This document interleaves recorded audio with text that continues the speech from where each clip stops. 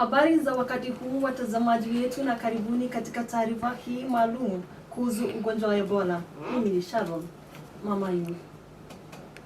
Hofu ya kuenea kwa ugonjwa wa Ebola imeendelea kuongezeka katika ukanda wa Afrika Mashariki kufuatia mlipuko iliyoripotiwa katika nchi jirani. Ingawa Kenya haijarekodi kisa chochote kilichodhibitishwa cha Ebola, Wizara wa Afya imeendelea kuimarisha hatua za tahadhari katika kaunti mbalimbali na mipakani.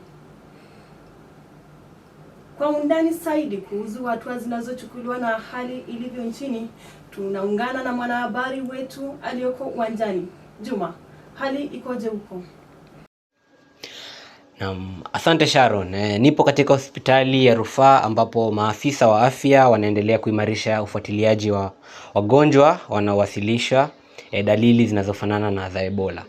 Hadi sasa hakuna kisa chochote kilichothibitishwa nchini Kenya. Wizara ya Afya imetaja kaunti za Busia, Bungoma, Trans Nzoia, West Pokot, Turkana, Migori, Homa Bay, Nairobi, Mombasa, Kisumu, Siaya na Uasin Gishu kuwa maeneo yanayofuatiliwa kwa karibu kutokana na ukaribu wake na mipaka ya kimataifa pamoja na shughuli nyingi za usafiri. Maafisa wa afya wameongeza uchunguzi katika viwanja vya ndege, vituo vya mabasi na maeneo ya mipakani ili kuhakikisha kuwa wasafiri wote wanapimwa na kufuatiliwa ipasavyo. Wananchi pia wanahimizwa kudumisha usafi wa mikono, kuepuka kugusana na watu wenye dalili zinazoshukiwa kuwa za Ebola, na kuripoti visa vyovyote vya kutatanisha kwa wahudumu wa afya. Sharon, licha ya tahadhari hizi zote, mamlaka za afya zinasisitiza kuwa hakuna sababu ya hofu, kwani hadi sasa Kenya bado haijarekodi.